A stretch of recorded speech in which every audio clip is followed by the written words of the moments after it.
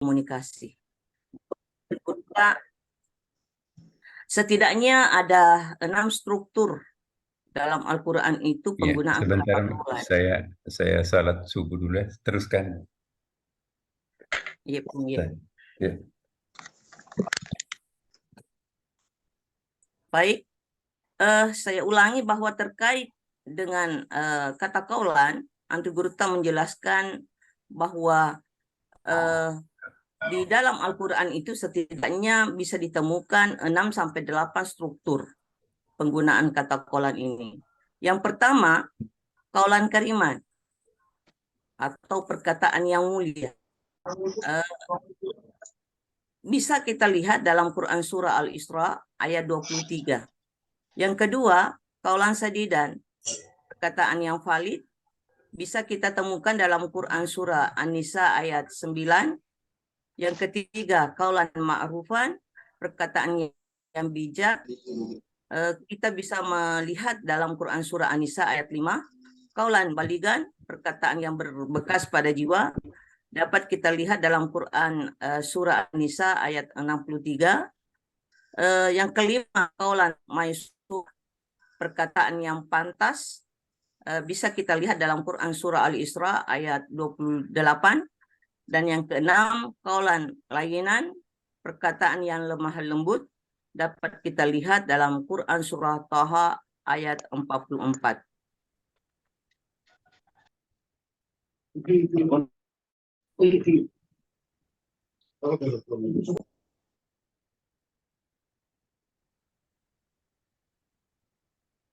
Saya lanjut, merujuk dan memahami maksud dari ayat tersebut di atas, yaitu ud'uni astajib lakum.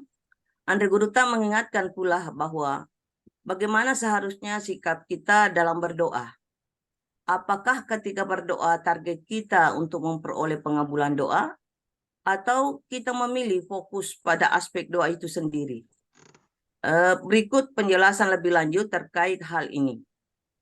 Pertama, sikap pertama ketika seseorang dalam memanjatkan doa mengutamakan aspek doa, maka kata ud'uni bisa dipahami bahwa Allah sendiri yang meminta hambanya berdoa. Banyak hadis Nabi yang menjelaskan hal ini, diantaranya ad-du'a'u mukhul ibadah. Doa itu adalah inti ibadah. Ketika seseorang berdoa, menurut Andre Guruta, sesungguhnya ada proses talaki, ataukah naik ke atas, mendaki, mendekati Tuhan. Bahkan bagi orang tertentu, ketika berdoa itu sesungguhnya ia naik ke atas untuk menjumpai Tuhan. Sebagaimana hadis Rasulullah SAW, as-salatu mi'rajul mu'minin. Ya. Dengan demikian, kata Andre Guruta, bertaawuz hakikat sesungguhnya yang pertama bukan untuk berlindung dari syaitan, akan tetapi naik untuk mendekat kepada Allah Subhanahu wa taala. Sikap yang kedua yaitu seseorang berdoa sambil mengharapkan pengabulan doanya. Itu artinya dalam doa dia masih ada unsur keraguan. Andre Guruta menekankan bahwa seorang santri ketika berdoa harus yakin dan pasrah kepada Allah Subhanahu wa taala, tidak perlu mendikte Tuhan. Dengan demikian, Andre Guruta berpesan kepada para santri bahwa jangan bangga ketika dikabulkan doanya. Sebaliknya, jangan bersedih ketika belum terkabulkan doanya. Karena bisa jadi yang cepat terkabul doanya, namun sering lalai dalam melaksanakan tradisi kebaikan yang didapatkan di pesantren.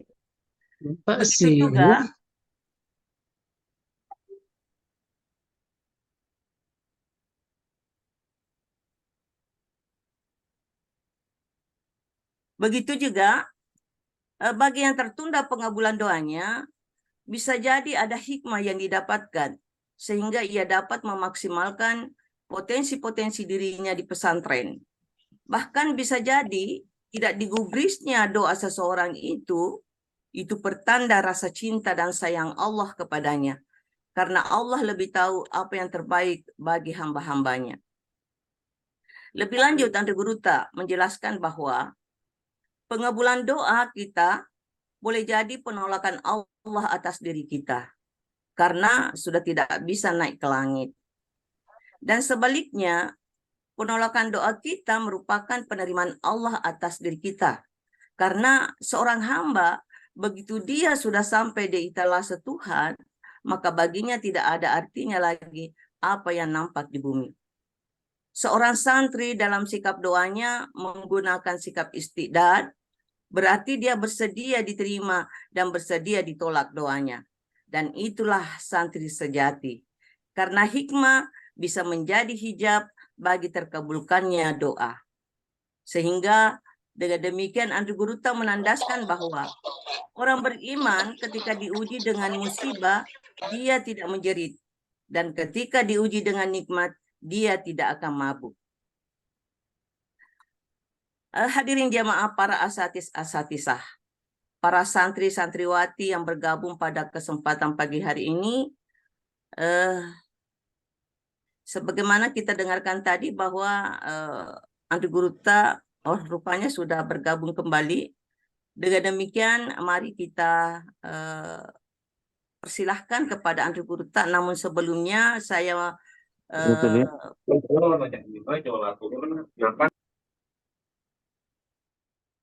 ada beberapa hal yang ingin saya sarankan kepada hadirin.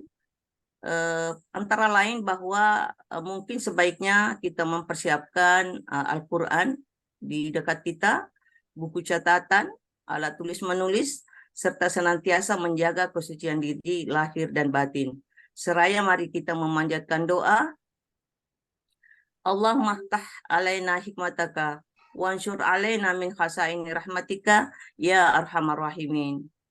Rabbi shrah li sadri wa yassir li amri wahlul 'uqdatam min lisani yafqahu qawli. Rabbi zidni ilman warzuqni fahman waj'alni minas shalihin. Selanjutnya mari kita mendengarkan penuturan hikmah dan dari Andri Guruta, Profesor Dr. Kiai Haji Nasaruddin Umar MA, dan kepada Al-Mukarram dipersilahkan dengan hormat. Bismillahirrahmanirrahim. Assalamualaikum warahmatullahi wabarakatuh.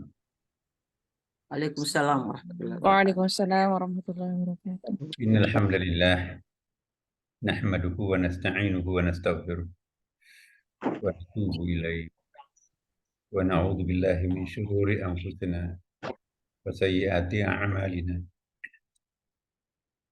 May yahdihillahu fala mudilla lahu wa may yudlil fala hadiya lahu.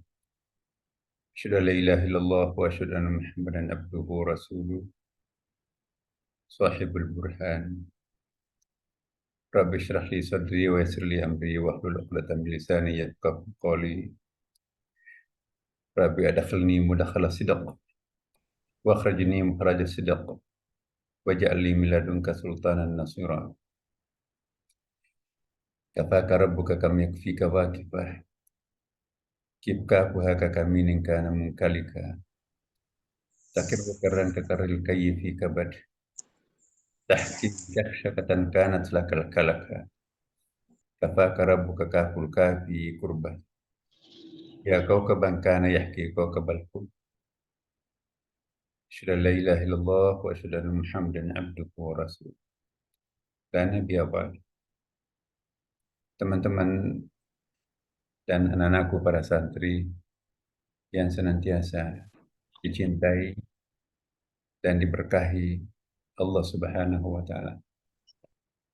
Pada kajian kita yang terdahulu kita sudah membahas seperti yang diabstraksikan sangat bagus oleh Ibu Dr.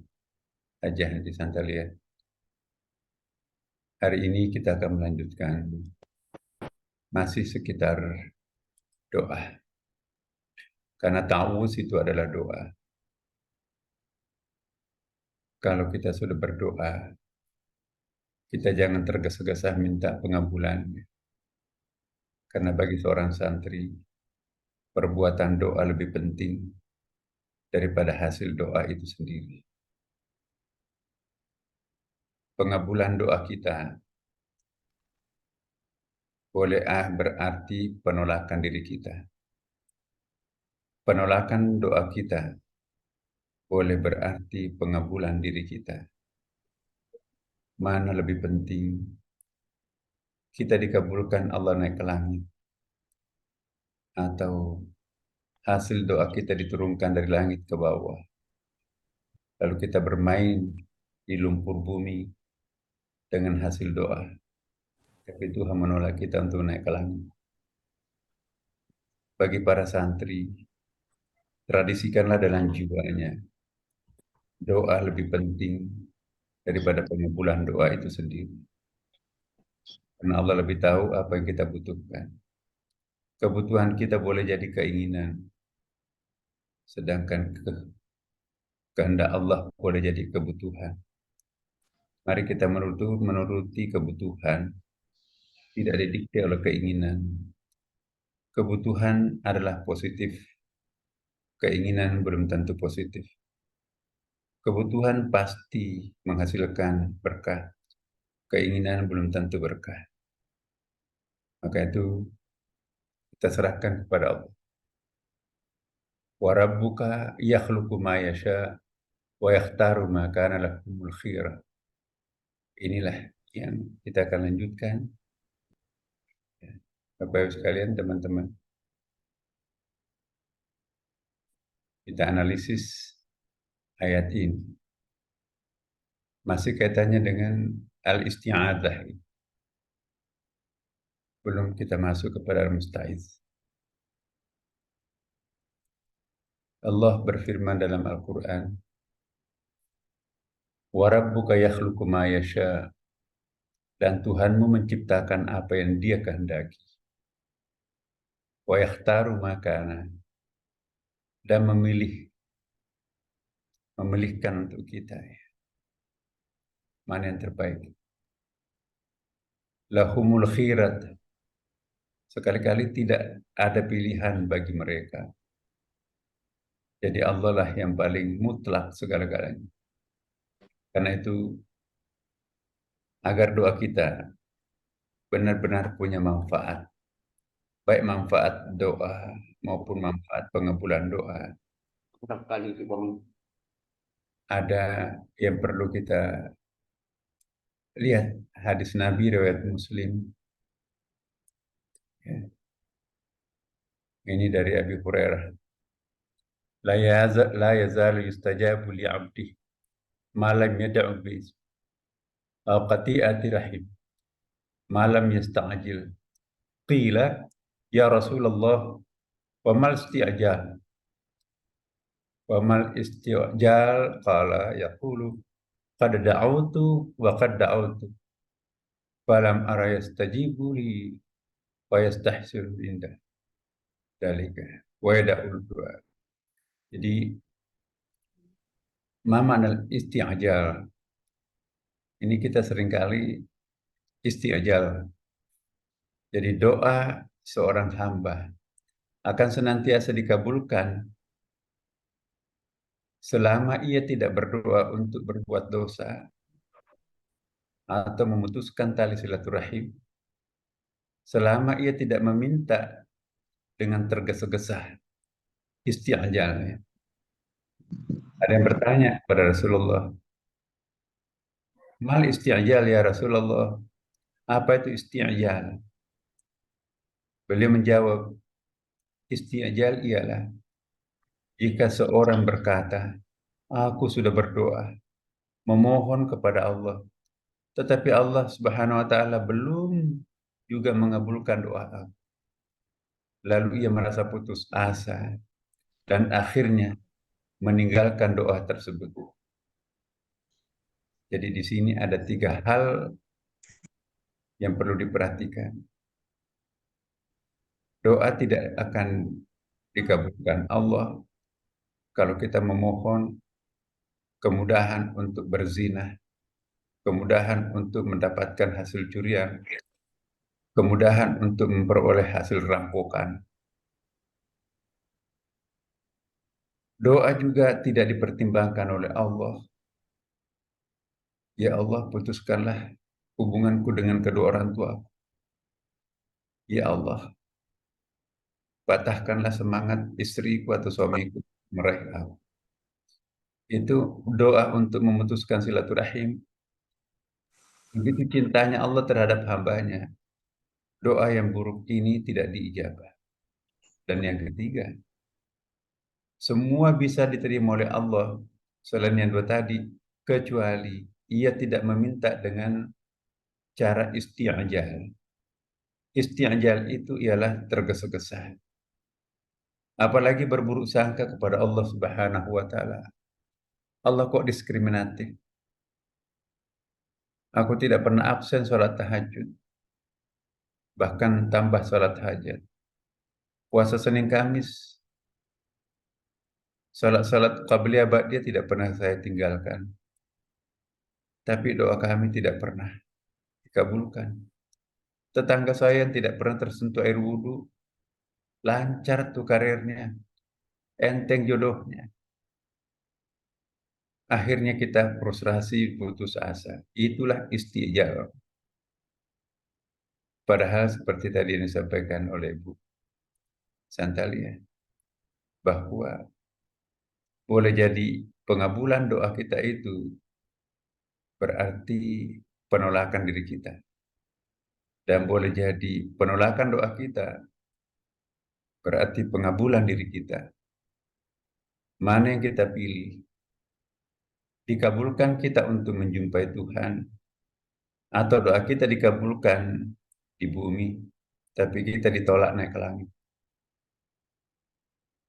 Orang yang menghayati hikmat doa lebih menikmati berdoa karena berjumpa dengan Tuhan. Perjumpaan dengan Tuhan lebih surga daripada surga itu sendiri. Apalagi kebutuhan dunia. Teman-teman, Bapak Ibu dan anak-anakku para santri, ingat syarat dikabulkannya doa. Kita bisa lihat di dalam Ihya Ulumuddin. Pertama, kalau doanya ingin dikabulkan, pertanyaan sering ditanyakan umat jamaah. Bagaimana Pak Ustadz agar doa kita bisa diijabah? Dijawab oleh Imam Al-Ghazali, ada beberapa hal yang perlu diperhatikan pada saat kita sedang berdoa. Pertama, berdoa dengan sepenuh hati dan bersifat tulus. Jangan formalitas. Tangannya di atas paha, malas berdoa, malas mengangkat tangan. Ya, pikirannya entah kemana-mana. Padahal mengaminkan sebuah doa. Yang kedua, bersih dari dosa-dosa yang menghambat lancarnya doa. Bagaimana doa bisa diijabah? Kalau baju yang kita gunakan, bajunya orang lain yang diambil tanpa sepengetahuan. Bagaimana doa bisa energi yang digunakan mengangkat kedua tangan dari makanan yang tidak halal. Bagaimana kita bisa diterima doa? Sajadah yang kita gunakan adalah sajadahnya para penyogok untuk memenangkan tender. Bagaimana bisa kita diterima doanya? Rumah yang kita gunakan berdoa adalah rumah hasil korupsi. Ketiga, syarat dikabulkannya doa, mengawalinya dengan pujian dan sanjungan kepada Allah Subhanahu wa taala. Lalu diikuti dengan bacaan selawat pada Rasulullah, diakhiri juga dengan selawat. Tidak boleh berdoa dan memohon sesuatu kecuali hanya kepada Allah. Jangan ada maunya, jangan ada pamrih. Hendaknya ia dalam keadaan bersuci, sebaiknya berwudu. Bagi perempuan menstruasi, hati jiwanya bersih. Menghadap ke kiblat, mengulang-ulangi doanya sebanyak 3 kali yang memang dianggap sangat penting. Dari Abi Hurairah radhiyallahu anhu berkata, mengutip hadis Rasulullah, hendaknya ia dalam keadaan bersuci, menghadap ke kiblat, mengulangi doanya sebanyak 3 kali. Tidak memohon agar cepat dikabulkan atau istijabah tadi. berdasarkan hadis Abu Hurairah tadi. Doa akan dikabulkan apabila dia tidak tergesa-gesa untuk dikabulkan. Seperti mengatakan, aku sudah berdoa, tetapi tidak juga dikabulkan. Hadis ini muttafaqun alaih. Ketujuh, hendaknya ia selalu berdoa dan tidak putus asa. Tunduk dan khusyuk. Menanti dengan sabar sehingga Allah mengabulkan doanya. Jangan sampai kita hanya pintar berceramah tentang doa, tapi kita tidak termasuk orang yang mengindahkan tata cara berdoa. Waktu, keadaan, dan tempat dikabulkannya doa. Semua tempat itu ciptaan Allah, tapi tidak semua tempat itu sama kesakralannya. Tidak semua tempat itu sama intensitas efektif. Semua waktu itu ciptaan Allah, tapi tidak semua waktu itu sama kesakralannya, sama efektivitas dan intensitasnya. Berdoa di hadapan Ka'bah di Mekah 100.000 lebih utama daripada berdoa atau salat di masjid kita di Sengkang atau di Indonesia. Berdoa di atas raudhah antara makam Rasulullah dengan mimbarnya, itu raudhah. Itu 10.000 lebih utama. Sama-sama tempat. Jadi ada tempat yang disakralkan Allah. Al-Buq'atil Mubarakah. Dalam surah Al-Qasas ayat 30 dan juga surah An-Najm. Berkali-kali Allah mengingatkan kita bahwa ada tempat-tempat yang sakral, sacred place, tempat yang paling bagus untuk kita berdoa. Masjid tua yang sudah ratusan tahun dipakai untuk sujud itu lebih tembus langit daripada masjid baru yang mahal, tapi masih baru. Maka itu Masjid Jami jauh lebih daripada Masjid Raya. Masjid Jami karismatik, spiritualnya lebih kuat. Maka itu tempat-tempat yang lebih mubarakah itu harus kita ciptakan dalam hati. Ya. Jangan memilih masjid karena indah, cantiknya. Ingat, Masjid Dirar dibangun oleh Abdullah bin Ubay bin Abi Salul di Madinah. Lebih cantik daripada masjidnya Nabi. Tapi dibakar karena masjid orang yang provokatif. Ya, Abdullah bin Ubay bin Abi Salul inilah yang pernah menebarkan fitnah terhadap Aisyah radhiyallahu anha. Profesinya adalah mucikari, menjual perempuan kepada orang kaya. Dia tokoh orang munafik. Itulah Abdullah bin Ubay bin Abi Salul. Masjid dibangunnya, dibakar. Dan itu perintah Al-Quran dalam 2 ayat. Masjid Dirar. Carilah masjid yang tidak rasa aula, yang tidak rasa hotel, tapi cari masjid yang rasa masjid. Tidak semua masjid rasa masjid. Kemudian antara azan dan iqamat itu tempat yang paling bagus untuk berdoa. Setelah berwudu dan setelah sholat fardu, itu waktu paling bagus untuk berdoa. Semua waktu ciptaan Tuhan, tapi ada waktu yang paling mustajabah. Bulan Ramadan lebih utama. Dalam bulan Ramadan, Lailatul Qadar lebih utama daripada malam-malam yang lain. Sama-sama diciptakan tuh. Ini pertanda tidak semua waktu dan tempat itu sama karismatiknya di mata Allah Subhanahu wa Ta'ala. Pilihlah tempat berdoa.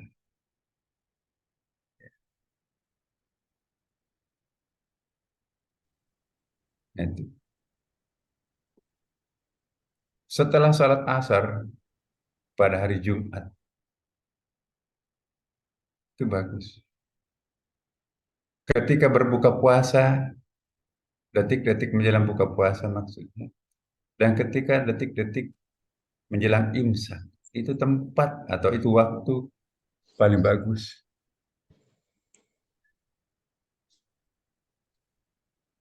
Kemudian yang keenam, di tempat berkumpulnya umat Islam di majelis-majelis ilmu, doa berjamaah itu. Nah, jangan menyanyiakan waktu dan tempat seperti ini, sebab itu waktu yang mendapatkan perhatian khusus untuk doa itu dikabulkan. Jangan lupa, penghalang terkabulnya doa. Makan dan minum dari yang haram, mengkonsumsi barang yang haram, dan hasil usaha yang haram, itu memberatkan doa untuk naik ke langit, sehingga tidak bisa naik ke langit. Ya ayyuhalladzina amanu kulu min thayyibat ma razaqnakum. Hai orang-orang yang beriman, makanlah di antara rezeki yang baik-baik yang kami berikan kepada. Ya Rab, ya Rab, ya Rab. Wa mat'amuhu haramun. Wa mashrabahu haramun. Wa malbasahu haramun. Wa ghudhiya bil haram. Fa'anna istajabu. Ya Allah, ya Tuhan, ya Tuhan. Kata Rasulullah. Berdoa ya Allah, mohon-mohon kepada Allah. Sedangkan makanannya haram, minumannya haram, pakaiannya haram, perutnya dikenyangkan dengan makanan yang haram. Bagaimana permohonannya bisa dikabulkan? Itu kata Rasulullah, riwayat Muslim.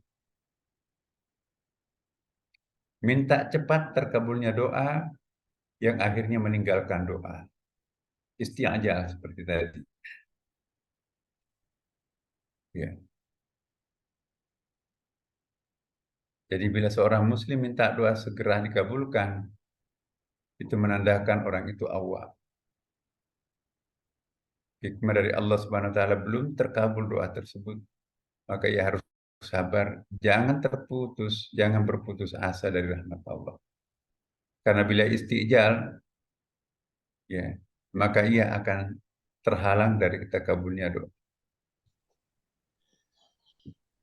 Karena tidak ada seorang pun yang bisa memaksa Allah, dan Allah pun juga berbuat menurut apa yang dikehendaki. Kemudian melakukan maksiat apa yang diharamkan Allah Subhanahu wa taala, penghalang doa. Bagaimana mungkin kita mengharap terkabulnya doa sedangkan jalan kita sudah tertutup dengan dosa-dosa dan maksiat. Ya. Maksiat salah satu penghalang terkabulnya doa. Sebagaimana disebutkan oleh Imam Ibnu Rajab, ya, Jami'ul Ulum wal Hikam. Seorang penyair, itu syairnya sangat indah. Bagaimana mungkin kita bisa mengharap terkabulnya doa sedangkan jalan kita sudah tertutup dengan dosa-dosa dan maksiat. Yang keempat, meninggalkan kewajiban yang telah Allah Ta'ala wajibkan untuk kita. Yang kelima, lalai dan dikuasai oleh hawa nafsu. Doalah kalian, kata Rasulullah, dengan yakin akan dikabulkan. Ketahuilah bahwa Allah Ta'ala tidak mengabulkan doa dari orang-orang lalai dan lengah. Kita harus sabar, ridha, dan yakin. Doa itu adalah perisai. Doa tolak bala. Doa itu adalah protektor. Mungkin yang kita minta adalah lain, tetapi Allah memberikan sesuatu yang lain pula. Karena Tuhan tahu ini lebih penting buat engkau daripada yang Allah lah yang tahu. Ya. Kita minta harta. Tapi Tuhan nggak ngasih harta. Dia kasih kemampuan kita untuk keterampilan ustadz berdakwah. Itu jalurnya rezeki, bukan rezekinya langsung dari Allah. Kebutuhan manusia kepada Allah dan merasakan kekurangan, keterbatasan dirinya akan menempatkan doa sebagai sesuatu yang benar-benar sangat bernilai. Sawabikul himam, la takhriku aswaral aqdar. Ini kata Ibnu Athaillah. Himmah, kita tahu namanya himmah kan. Kekuatan, kemauan yang sangat gigih, sangat keras. Himmah yang kokoh tidak akan pernah mampu mengoyak tabir takdir ilahi. Sekuat apapun himmah kita, tidak akan pernah merubah takdir. Allah lah yang merubah takdir. Allah juga yang menciptakan takdir. Kita hanya berikhtiar. Jika Allah menghendaki, dikabulkan. Jika tidak, tentu Tuhan akan memberikan terbaik yang lain. Ya.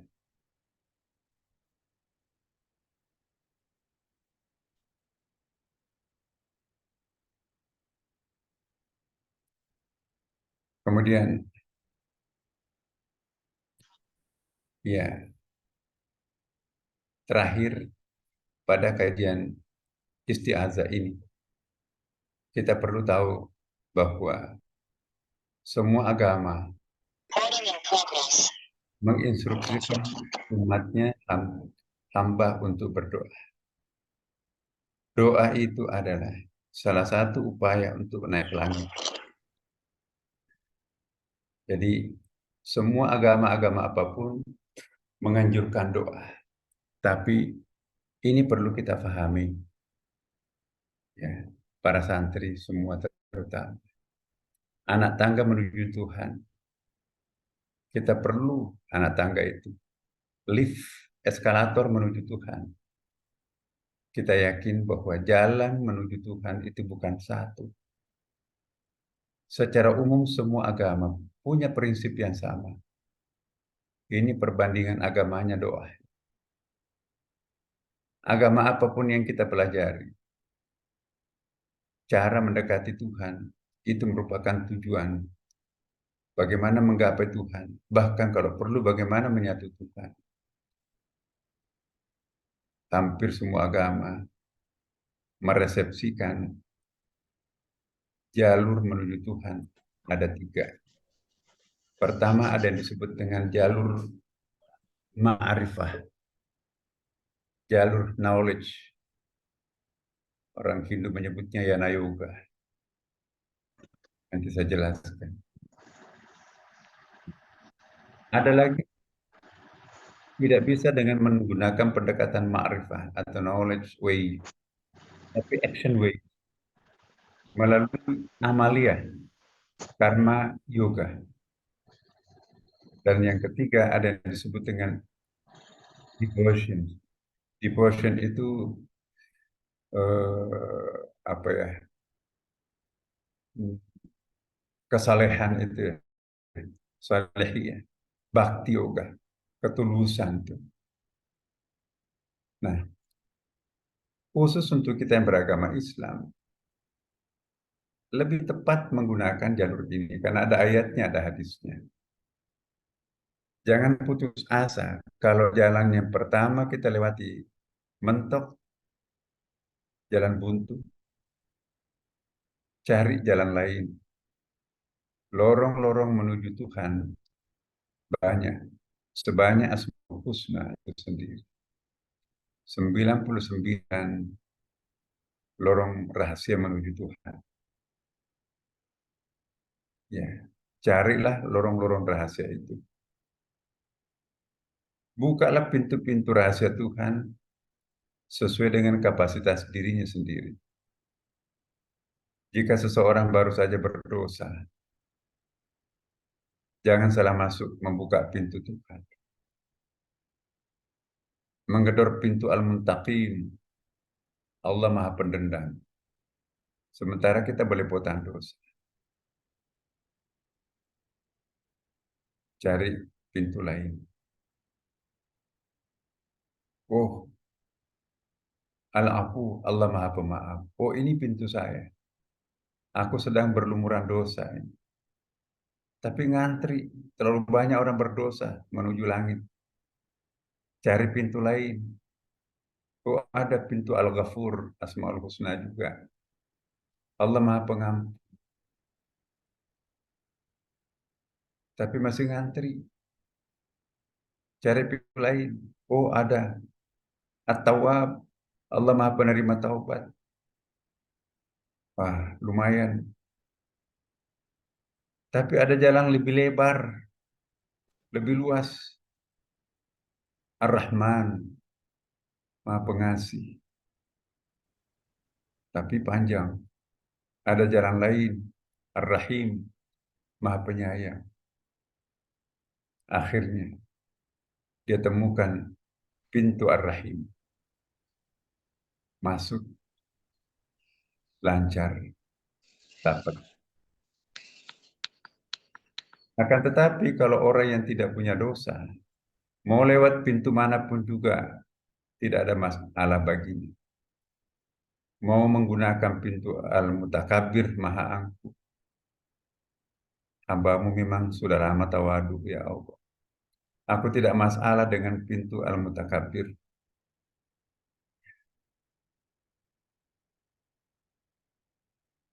Orang yang tidak punya dosa, ketuk pintu Al-Jabbar. Wahai Tuhan yang Maha Pemaksa, aku tidak ada masalah. Sudah lama aku pasrah tawakal kepadamu, ya Allah. Terserah engkau. Lewat. Ya.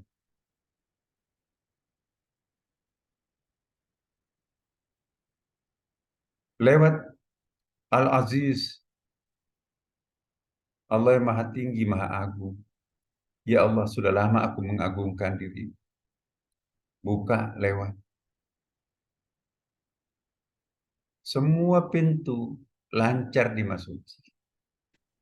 Itulah orang-orang yang bebas dosa, yang tidak ada dosanya. Dia bisa memilih pintu-pintu masuk kemanapun juga. Tapi kita sebagai orang awam, pintar-pintarlah mencari pintu menjumpai Tuhan. 99 Asmaul Husna itu sama dengan lorong-lorong rahasia dalam upaya menjumpai Tuhan. Kalau kita tidak bisa berhasil melalui jalan ma'rifah. Ma'rifah itu adalah jalan sofistik. Ya, seperti jalur santri lah. Ibadahnya kuat. Ma'rifah, pengenalan dirinya kepada Allah itu matang. Ya, ulama lah. Ada hadis Nabi, kama qala Nabi SAW. Ibadahnya para ulama sesaat itu lebih mulia daripada 1000 tahun ibadahnya orang awam. Ada beberapa hadis yang mirip. Jadi ma'rifah itu sangat penting karena bisa melipat waktu untuk menjumpai Tuhan. Belajarlah ma'rifah. Apa itu ma'rifah? Seperti yang selama ini kita kaji. Cara paling efisien efektif menjumpai Tuhan. Jalan pintas menuju Tuhan. Itulah jalur sofistik. Sedangkan jalannya orang awam. Itulah pendekatan formal. Ya. Seperti yang pernah saya sampaikan. Ada orang kapasitasnya hanya menjadi ahlu ta'ah. Ahlu ta'ah ialah semua kewajiban dilakukan. Tapi dia bukan ahlul ibadah. Apa bedanya ahlu ta'ah dengan ahlul ibadah? Ahlu ta'ah, dia lakukan perintahnya, dia jauhi larangan. Tetapi formalitas. Sudah salat subuh, sudah. Kok cepat banget? Inatayna kulhu Allah. Salat anak-anak kecil. Yang penting menunaikan kewajiban, that's it. Udah selesai. Itu ahlu ta'ah. Sudah puasa tapi tetap bohong. Formalitasnya puasa, ya. Dia pelong juga tuh. Aku sudah melakukan kok. Udah sholat. Udah puasa. Haji sudah. Tetapi tidak punya bekas. Tidak punya athar sujud. Tidak punya bekas sujud di dalam kehidupan bermasyarakat. Dia tetap korup. Dia tetap bohong. Dan dia tetap kasar. Itu ahlu ta'ah. Taat sih iya. Tetapi tidak ngaruh terhadap akhlak. Hubungannya dengan Tuhan formalitas. Itu ahlu ta'ah. Seorang santri tidak boleh berhenti di ahlu ta'ah, tapi harus naik kelas ahlul ibadah. Ahlul ibadah bukan formalitas. Dia melakukan sholat karena terpaksa, karena itu wajib. Why do you pray? Because we have to pray. Kenapa Anda sholat? Kita wajib sholat. Kalau ahlul ibadah, why do you pray? Because I love to pray. Kenapa Anda sholat? Karena aku mencintai sholat. Kalau kita sholat karena kewajiban, itu ahlul ta'ah. Kalau kita sholat karena mencintai sholat, itu baru ahlul ibadah. Ibadah yang dilakukan dengan cinta, itulah orang ahlul ibadah. Why do you fasting? Because I love to fasting. Aku mencintai puasa. Begitu cintanya terhadap puasa bukan hanya Ramadan, Senin Kamis pun, dimanapun, kapanpun. Why do you fasting like that? Because I love to fasting. Kenapa Anda puasa? Ini kan wajib puasa Ramadan. Jadi kalau kita melakukan ibadah karena itu wajib, ahlu ta'ah. Tapi kalau kita melupakan bahwa ibadah itu wajib, yang dominan dalam diri kita itu adalah cinta. I love to pray. I love to fasting. I love to umrah hajj. Itu ahlul ibadah. Tanya diri kita, apakah kita sholat masih terbebani? Itu ahlul ta'ah. Apakah kita enjoy pada waktu sholat? Itu ahlul ibadah. Selama kita masih terbebani dengan sholat, maka kita hanya ahlul ta'ah. Tapi kalau kita menikmati sholat, itulah ahlul ibadah. Orang yang ahlul ta'ah, ciri-cirinya tuh suka menunda sholat akhir waktu, mepet-mepet.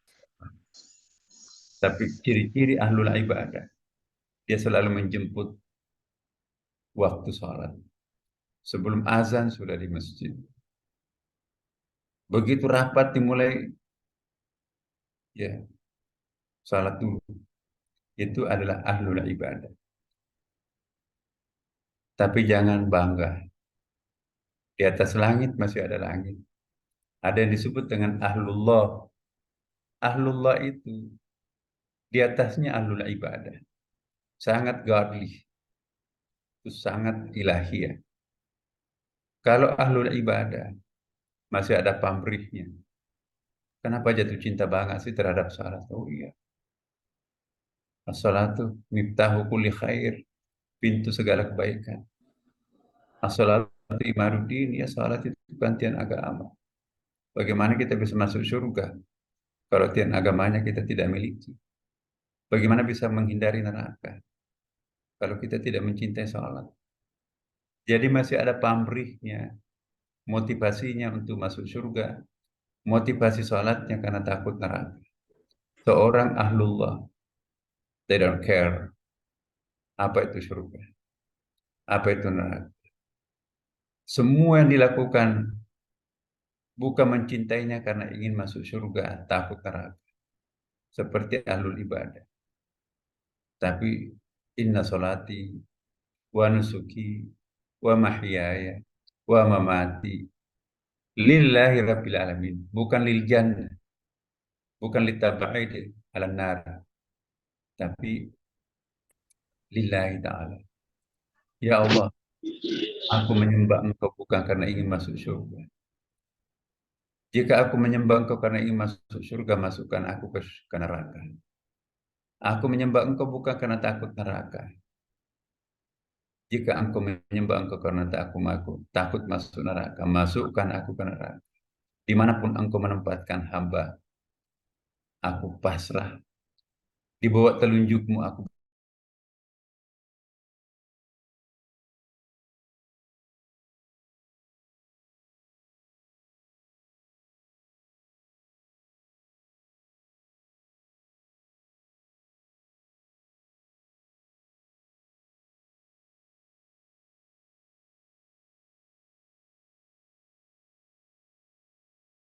jalur-jalur sofistik, jalur-jalur spiritual. Itu hanya ulama. Itu pun juga hanya praktiser. Tidak mungkin harus orang ahli mujahadah. Ahli ijtihad belum tentu masuk sebagai ahlul mujahadah. Ada jihad, berjuang fisik. Ada ijtihad, berjuang secara akal nalar. Dan yang paling tinggi adalah mujahadah, berjuang dengan hati nurani. Ya. Toolnya, sarananya ma'rifah itu adalah mujahadah. Sarananya amaliyah itu adalah fisik jihad. Dan sarananya devotion atau salihiyah itu adalah nalar. Karena itu anak-anakku para santri, kalau tidak bisa menempuh jalur pertama karena itu berat, masih ada another way, anak tangga lain menuju langit. Ada orang begini, Pak Ustadz, saya nggak bisa ma'rifah, nggak nyambung saya dengan ayat-ayat tasawuf. Aku nggak bisa tirakat, aku tidak bisa berkontemplasi, tidak kuat meditasi, tidak kuat tafakur tazakur. Ya. Bisanya apa? Aku hanya bisanya amaliyah aja. Pokoknya aku bisa Senin Kamis. Aku salat tahajud non-stop. Baca Quran khatam. Ya. Itu namanya jalur karma yoga. Ahli ibadah. Taat semua perintah sunat-sunat dilakukan. Tapi hatinya kurang. Ya. Itu jalur amaliyah. Actions. Ada lagi orang yang ketiga. Pak Ustadz, saya nggak bisa ma'rifah. Nggak nyambung. Otak saya butuh. Jiwa saya kabur. Aku juga nggak bisa melakukan salat tahajud. Subuh pun juga kadang-kadang bangun pagi. Masih ada jalan lain nggak menghampiri Tuhan? Pak Ustadznya nanya, jalan apa yang sama ini? Keahlianku tidak ada. Aku bukan ahli ma'rifah, aku juga bukan ahli ibadah. Aku hanya ahli cari uang. Tapi di mana pesantren dibangun, di situ aku hadir. Di mana ada kebakaran, di situ aku hadir. Di mana ada anak yatim piatu, di situ aku hadir. Di mana ada suatu desa membutuhkan masjid, di situ aku hadir. Kelebihan aku cari uang. Jangan khawatir. Itu juga jalur langit. Tidak boleh seorang santri, kamu kan nggak ada tangga langit. Tangga menuju langit itu tangga ma'rifah, tangga amaliyah, dan tangga solehi. Ya. Pokoknya devotion, bakti yoga. Ya, kita lihat. Ada saudara kita umat Islam, jarang ke masjid. Jangan memandang enteng. Kebijakannya ada di mana-mana. Ada teman kita, nggak pernah nyumbang, memang miskin kok. Ya nggak paham juga tentang makrifat. Tapi salat tahajudnya tidak pernah berhenti. Khatamannya jalan terus. Itu jalur kedua. Hati-hati. Jangan memvonis diri orang lain lemah, kita yang istimewa. Cuman keseimbangannya perlu. Ada orang kita cemburu melihatnya. Makrifahnya kuat, Masya Allah, ibadahnya juga kuat. Masya Allah, bantuan sosialnya juga luar biasa. Itulah yang disebut dengan insan kamil. Itulah yang disebut dengan manusia paripurna. Dan itulah ya disebut dalam agama Hindu Raja Yoga. Raja Yoga artinya yananya oke, karmanya oke, baktinya oke. Nah, orang seperti ini disebut dalam agama Hindu sebagai Raja Yoga. Ya, disebut dalam agama Kristen perfect man, manusia sempurna. Dalam Islam itulah biasa diistilahkan insan kamil. Nah, kalau ada orang very knowledge oriented, terlalu ma'rifah, itu biasanya poor feeling. Ya, poor feeling artinya apa ya? Eh, Terbalik nih. Ini poor knowledge nih. Poor feeling and poor knowledge. Jadi kalau orang itu terlalu orientasinya itu pada eh, ilmu, ya bahasa Indonesianya ya, knowledge oriented, ilmuwan ya ilmuwan, tapi feeling spiritualnya kurang. Kalau ada orang di positionnya ya yang menonjol, ya charity-nya, beri sumbangannya, biasanya tuh pengetahuan fiksinya kurang, ilmu agamanya kurang, hanya uangnya yang banyak. Tapi kalau very active oriented, biasanya orang itu very poor feeling and knowledge. Ya. Jadi kalau orang itu hanya ibadah, khataman, itu biasanya pengetahuannya kurang dan juga bakti sosialnya kurang. Nah, seorang santri saya kira bercita-cita untuk mengelaborasikan ketiga-tiganya. Knowledge, actions, and devotion. Kata bahasa Bugisnya ini. Ma'rifah itu jalur spiritual, ya hakikat. Jalur amalia itu syariah, syariah. Ya. Jalur salihiyah, ya donatur. Jadi keahliannya donasi, donatur di mana-mana. Tapi ibadahnya kurang, feeling agamanya kurang. Itu anak tangga menuju langit. Tidak boleh putus asa, wahai para donatur. Kalian memang ibadahnya kurang. Kalian pengetahuannya kurang. Tapi anak tangganya juga menyandar ke langit. Wahai para santri, uang Anda kurang. Tidak bisa nyumbang. Tetapi kedalaman ilmunya melesat, meluncur ke langit. Wahai para ilmuwan, feeling agama Anda kurang. Uang juga kurang. Tapi ilmunya menjadi amal jariah untuk orang lain. Teknologi yang Anda rumuskan memudahkan orang lain. Itu jalur langit. Nah, jadi kita masuk kepada bagian terakhir, ya, at-ta'awuz, permohonan pada Allah. Nah, teman-teman sekalian, anak-anakku, ya, kita menutup hari ini tentang eh, isti'azah. Apa itu isti'azah? Comprehensiveness-nya yang kita butuhkan. Kita pahami. Pada Kalau kali ini layarnya dihapus dulu itu ya, yang coret-coret. Anak-anak kita kadang-kadang nggak sengaja tuh. Ada Pak siapa? Ini kelihatan siapa yang nulis itu. Nah, kita lihat Nah, sekarang masuk ke bagian yang kedua, pendahuluannya dulu. Permohonan perlindungan. Ya. Pemohon perlindungan al-musta'iz.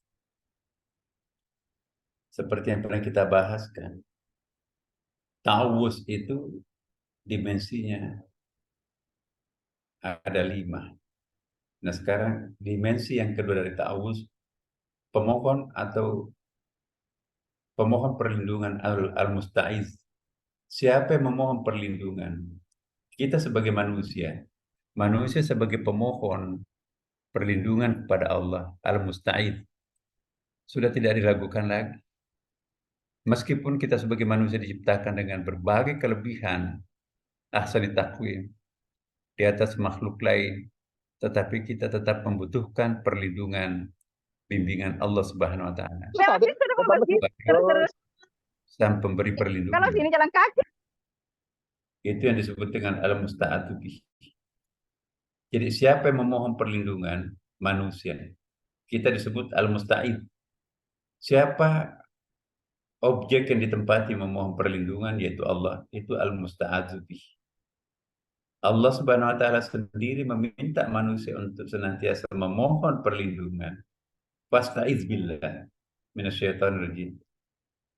Sebagaimana dikatakan di dalam ayat, fa idza qara'tal Qur'an fasta'iz billahi minasyaitonir rajim. Apabila kalian membaca Al-Qur'an, hendaklah meminta perlindungan kepada Allah dari setan yang terkutuk. Fa idza qara'tal Qur'an fasta'iz billahi minasyaitonir rajim. Jadi kalau MTQ ada qari'ah tidak membaca ta'awuz sebelum membaca basmalah, sebelum baca surah, gugur. Kenapa dianggap melanggar ayat? Jangan membaca Al-Quran sebelum berta'awuz. Dasarnya adalah An-Nahl ayat 98. Fa idza qara'tal Qur'an fasta'id billahi minasyaitonir rajim. Apabila kalian hendak membaca Quran, mohonlah perlindungan kepada Allah dari setan yang terkutuk. Dirumuskan dalam hadis Nabi, a'udzubillahi minasyaitonir rajim. Ayat lain menekankan perlunya manusia memohon perlindungan. Wa qul, katakanlah Muhammad, Rabbi a'udzubika min hamazatis syayatin. Katakanlah wahai Muhammad, katakanlah wahai umatnya Nabi Muhammad, kita semuanya, ya Tuhanku, aku berlindung kepada Engkau dari bisikan-bisikan setan. Wa qur rabbi a'udzubika min hamazatis syayatin. Ini ada banyak sekali contoh-contoh seperti ini yang kita temukan dalam Al-Quran. Saya tidak lagi mengurai apa itu manusia itu siapa, kenapa perlu meminta pertolongan. Karena kita semua tahu buku-buku banyak menginformasikan. Nah, sekarang saya loncat yang ketiga. Allah Subhanahu wa taala sebagai pemberi perlindungan. Al-Musta'adzu bih. Allah sebagai sang pemberi perlindungan. Tidak ada yang lain selain Allah yang bisa memberikan perlindungan. Cara komunikasi kita dengan Allah memiliki banyak lorong rahasia seperti tadi yang saya sampaikan. Para pencari Tuhan, salik, jamaknya salikin. Ya. As-salik itu adalah orang yang seriously mendekatkan diri kepada Allah. Itu disebut salik. Para salikin menempuh berbagai macam cara, seperti tiga anak tangga menuju Tuhan itu. Berbagai macam cara untuk menggapai kesempurnaan perjumpaan dengan Allah. Bagi mereka bukan yang penting pengabulan doa, tetapi penghambaan diri secara sempurna itu jauh lebih nikmat daripada pengabulan berbagai doa. Nah, ini connect dengan pembahasan kita minggu lalu. Mereka berdoa karena Allah memerintahkan manusia untuk berdoa sebagaimana disebutkan di dalam ayat, wa qala rabbukum ad'uni astajib lakum innal ladzina yastakbiruna an ibadati sayadkhuluna jahannama dakhirin. Ya, itu sudah dibahas. Bagi kalangan salikin, ya, kita semuanya salik. Sekali lagi kita tegaskan di sini ya, bahwa doa mukhul ibadah. Doa itu adalah intinya, mukhnya. Apa? Inti selnya ibadah itu adalah doa. Mereka lebih merasakan puncak kenikmatan jika berdoa daripada menikmati hasil doa. Apalagi kalau doa didikte oleh hawa nafsunya. Seperti pada umumnya orang-orang awam yang berdoa. Mereka lebih banyak meminta sesuatu yang berjangka pendek dalam urusan kehidupan dunia. Misalnya jodoh, sehat, sejahtera, cari kerjaan, keperluan hidup duniawi. Bagi Allah Subhanahu wa taala sebagai Al-Musta'adzubi, sangat senang menyaksikan hambanya yang berusaha untuk mendekatkan diri kepada. Jadi Al-Musta'adzubi ini lebih senang menyaksikan hambanya yang memprioritaskan doa, bukan memprioritaskan hasil doa. Ya, tadi istilahnya disampaikan terakhir. Dalam hadis Nabi pernah diungkapkan, barang siapa yang mendekati aku sejengkal, aku akan mendekatinya sesiku. Barang siapa yang mendekati aku sesiku, maka aku akan mendekatinya sedepah. Dalam riwayat lain, barang siapa yang mendekatiku berjalan, maka aku akan mendekatinya berlari. Bagaimana cintanya Allah terhadap hambanya. Ada kalau mengatakan cinta Tuhan kepada hambanya lebih dalam daripada cinta seorang ibu terhadap bayi. Itu ada hadisnya panjang. Dalam satu majelis, tiba-tiba Nabi diserang oleh musuh di Madinah. Panik semua orang, diserang mendadak. Ayo, menyingkir, menyingkir, menyingkir. Ada bayi ketinggalan. Entah ibunya kemana. Akhirnya bayi itu teriak-teriak. Dipungut oleh Rasulullah. Datanglah ibu bayi itu. Anakku, anakku, anakku. Di tengah hujanan anak panah. Hujan anak panah itu seperti tidak pernah berhenti. Diminta oleh sahabat, ibu-ibu anakmu di tangan Rasulullah. Tidak, anakku, mana anakku? Semua sahabat takjub. Orang semua mencari perlindungan. Dia ke sana kemari mencari bayi. Akhirnya bayinya ditemukan. Dipelukannya Rasulullah Sallallahu Alaihi Wasallam. Sahabat berkomentar, luar biasa ibu ini.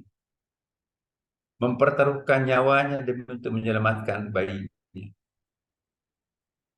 Luar biasa cintanya seorang ibu terhadap bayi. Lalu sahabat bertanya, ya Rasulullah, masih adakah cinta lebih sejati daripada cintanya seorang ibu terhadap bayi? Kata Rasulullah Sallallahu Alaihi Wasallam, oh ada. Tidak ada artinya cinta seorang ibu itu kepada anaknya dibanding dengan cintanya Tuhan terhadap hambanya. Sekalipun kita belepotan dosa dengan setinggi gunung dosa kita, jika kita tersungkur memohon ampun dan bertobat terhadapnya, tidak ada beban bagi Allah untuk menjadi pengampun terhadap seorang hamba yang taubat nasuha terhadap. Cinta seorang ibu itu tidak ada artinya apa-apa dibanding dengan cintanya Tuhan. Ingat Riyadhus Shalihin. Saya masih ingat itu. Di bagian awal ada kisah panjang. Ya, anak-anakku santri pernah membaca Riyadhus Shalihin. Ada seorang preman ya, mencari seorang kiai untuk bertobat di mimpi. Pak Kiai, masih bisakah Tuhan mengampuni dosa? Oh Allah Maha Pengampun, kata Pak Kiai. Memang dosa apa yang kamu pernah lakukan? Waduh, jangan tanya.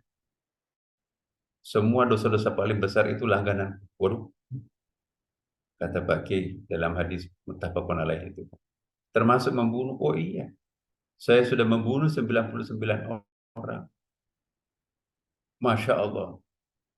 Spontanitasnya ulama itu mengatakan, jangankan 99, satu orang saja kamu bunuh pasti masuk neraka.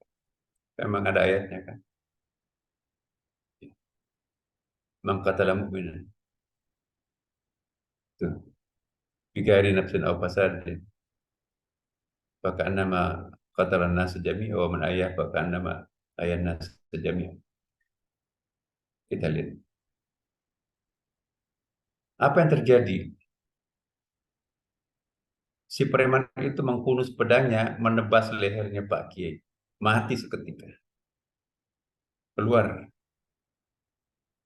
Tanya kepada masyarakat. Masih ada ulama lain di tempat ini? Oh ada Pak, sana. Desa seberang. Akhirnya Algojo ini pergi meninggalkan desa itu. Mencari ulama lain. Di perbatasan, dia jatuh tersungkur. Mati dia. Datanglah malaikat penjaga neraka.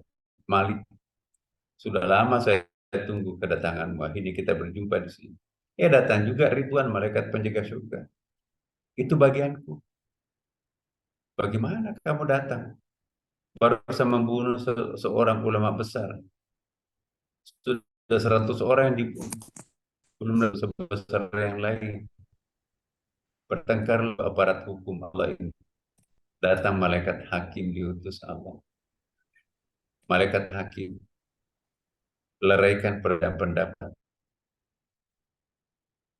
kedua aparat itu. Begini, kalian jangan bertengkar, berpolemik. Mari kita ukur berapa langkah dari ulama yang dibunuh dan berapa langkah menuju ke tempat ulama yang dituju untuk bertobat. Apa yang terjadi dalam hadis muttafaqun alaih itu. Satu langkah lebih dekat kepada ulama yang ditempati bertobat.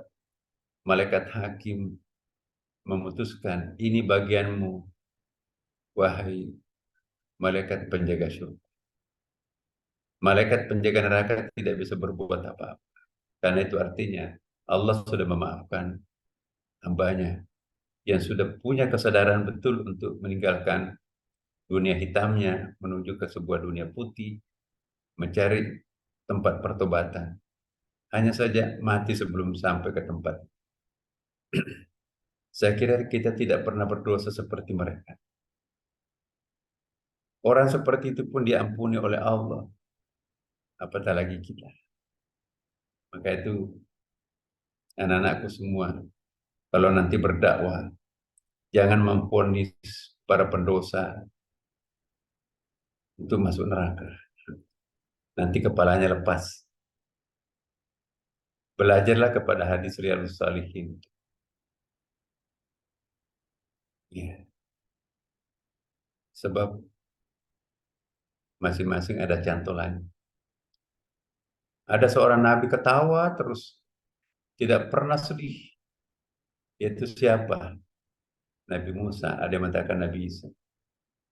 Nabi Musa ini selalu riang. Hai Musa, kamu gak pernah bersedih. Selalu riang gembira, kata Nabi Musa. Kenapa harus bersedih? Bukankah Allah Maha Pengampun, Maha Pengasih?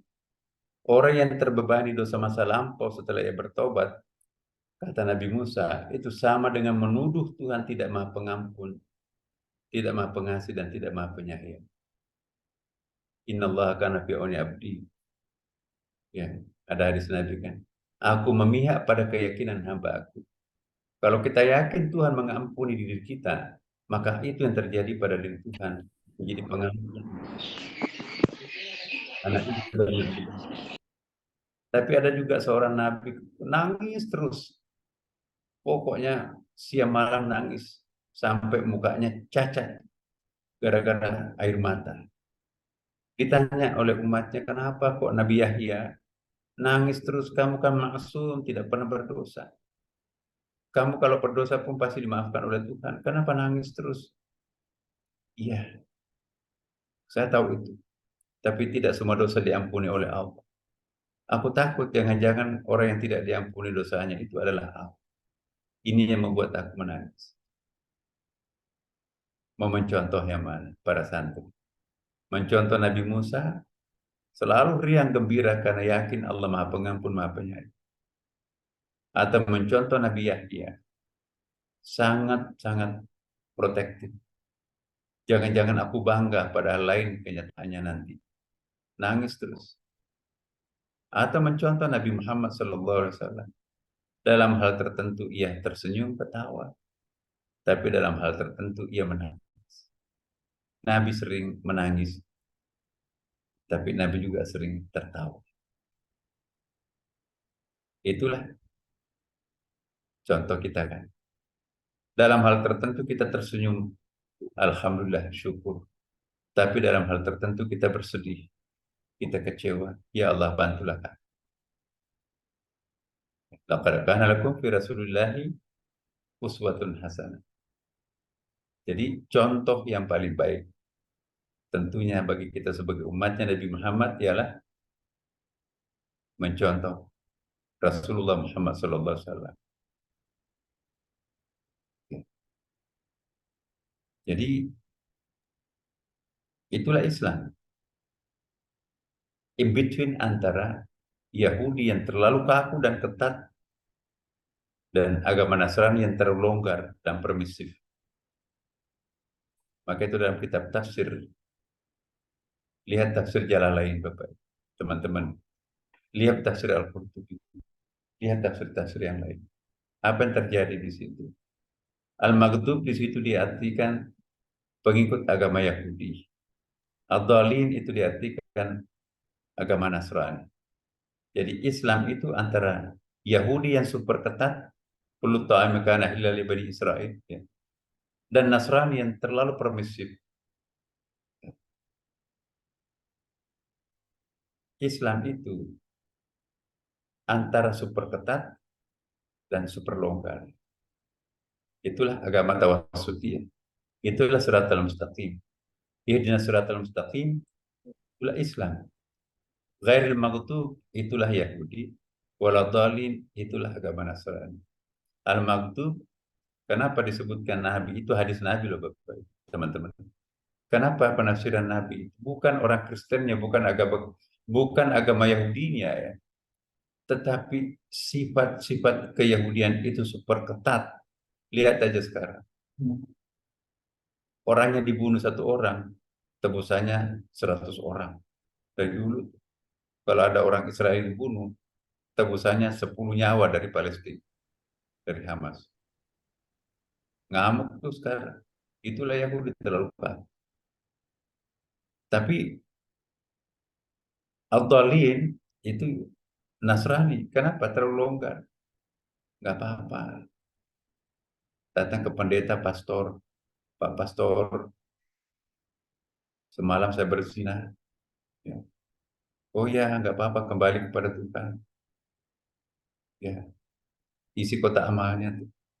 Jadi makin banyak, makin berat dosanya, makin besar isi celengan yang harus dimasukkan. Maka itu gereja itu, anak-anakku semua, teman-teman, gerejanya kecil tapi saldonya miliaran. Karena itu ternyata dihubungkan dengan pengampunan dosa. Kita umat Islam dosanya besar, celengannya recehan. Karena memang tabungan tidak dihubungkan dengan pencucian dosa. Ternyata sebagian di antara gereja ya, disangkut pautkan, makin besar dosanya, makin besar tabungan. Karena itu kaitannya dengan pengampunan dosa. Datanglah ke pastor, atas nama Allah dosanya bisa diampuni. Tapi masukkan. Maka itu dana Katolik di dunia itu paling besar. Bangun sekolah di mana-mana. Antara lain dari dananya itu tadi. Charity-nya itu. Ya. Pengampunan dosa. Terakhir, anak-anakku semua. Sebelum pindah ke yang keempat, makhluk yang hendak dijauhi. Yaitu al-muta'azimin. Saya ingatkan bahwa Allah Subhanahu wa taala sebagai pemberi perlindungan al-musta'adzibih. Bagaimana cara menghadapi Tuhan?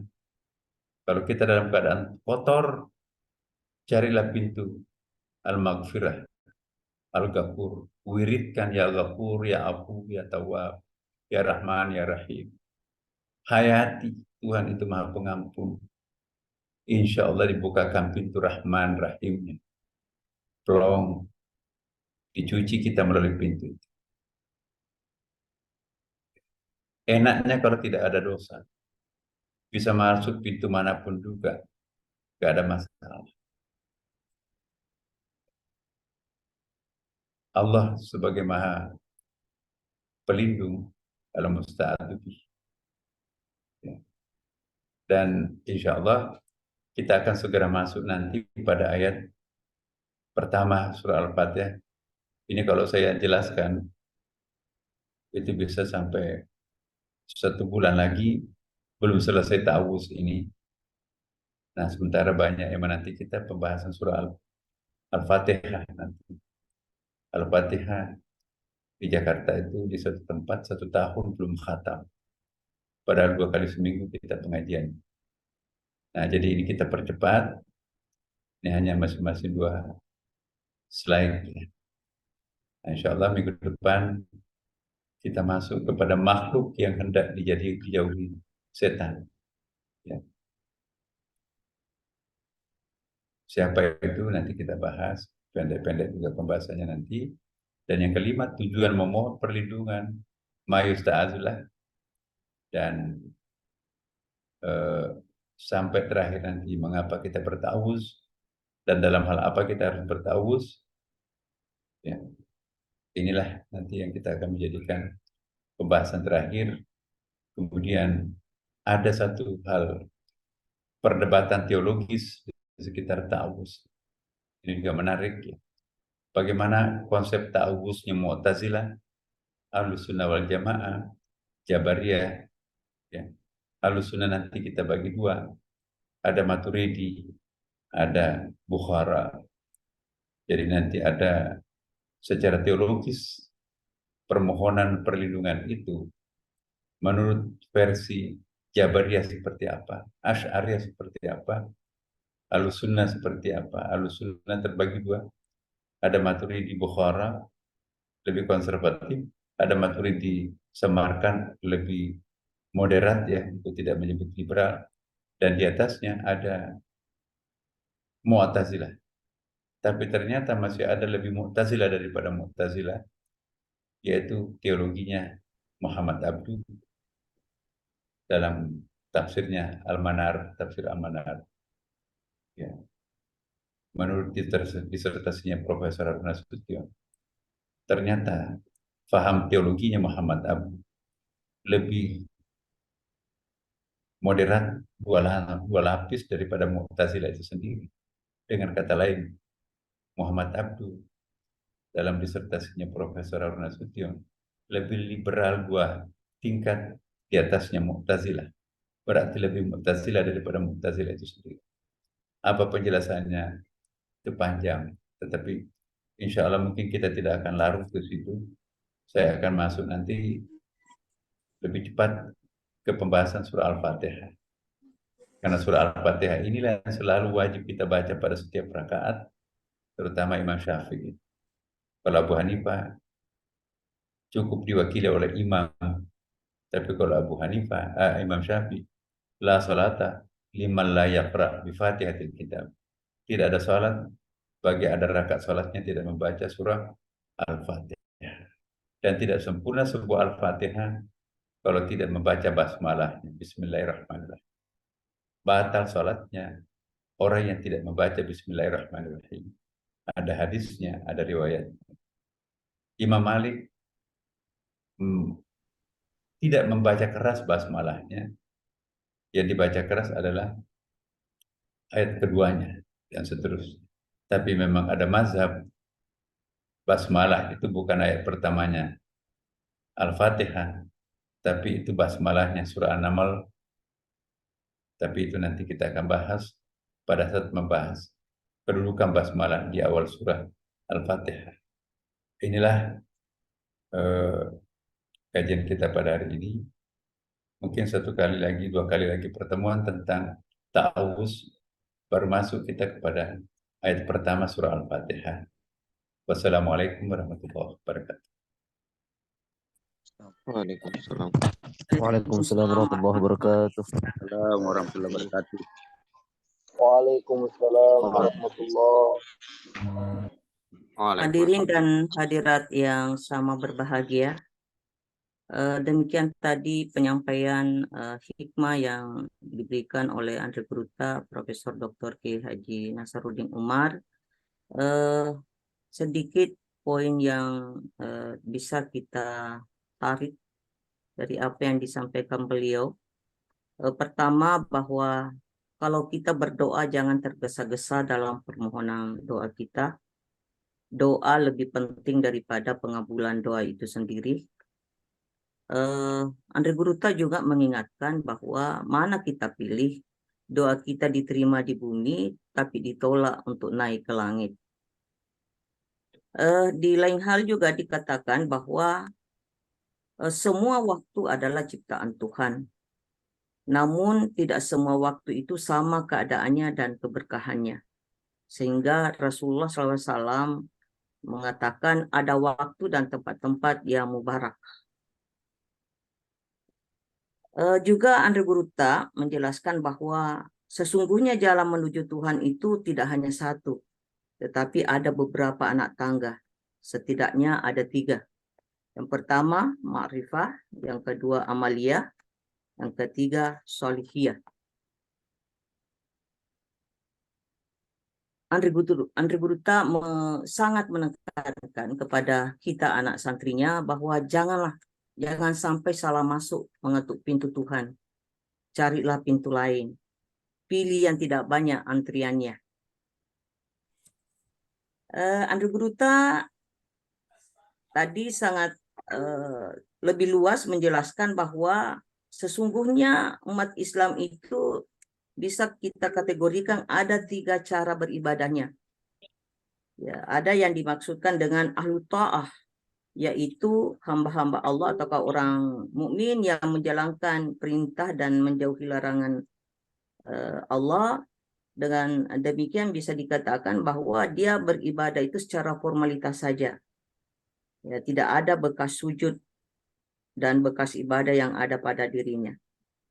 Sedangkan seorang santri, harapan Andre Guruta itu tidak boleh hanya berhenti pada titik ahlu ta'ah, tapi dia harus setidaknya masuk ke sebagai kategori ahlul ibadah. Ahlul ibadah ini adalah orang yang beribadah, sebagai contoh melaksanakan sholat karena memang dia mencintai sholat. Ya, bukan karena dia hanya menjalankan perintah Allah. Ciri-ciri ahlu ta'ah ini adalah orang yang suka, ahlu ta'ah adalah orang yang suka menunda-nunda waktu sholatnya. Tapi ciri-ciri ahlul ibadah adalah dia menjemput waktu sholat. Dan ada level yang lebih tinggi lagi, yaitu ahlullah. Orang yang masuk kategori ini, bahwa semua yang dilakukannya itu hanya lillahi ta'ala. Ahlullah hanya bisa didekati dengan cara ma'rifah. Yang bisa kita kategorikan dalam hal ini adalah ahlul mujahadah. Nah, dan perlu diingat bahwa tidak semua tidak semua orang mampu bermakrifah. Tapi santri setidaknya pilihlah jalur amalia sebagai ahlu fikih atau ahli syariah. Saya kira ini yang sempat dulu disampaikan. Insya Allah pada pengajian kita pekan yang akan datang akan disampaikan resume yang lebih lengkap lagi. Demikian, terima kasih. Dan mari kita tutup pertemuan kita dengan membaca doa kafaratul majlis. Subhanaka Allahumma wa bihamdik. Asyhadu an la ilaha illa anta astaghfiruka wa atubu ilaik. Wabillahi taufiq wa sa'adah. Wassalamualaikum warahmatullahi wabarakatuh. Waalaikumsalam Waalaikumsalam warahmatullahi wabarakatuh. wabarakatuh. Alhamdulillah.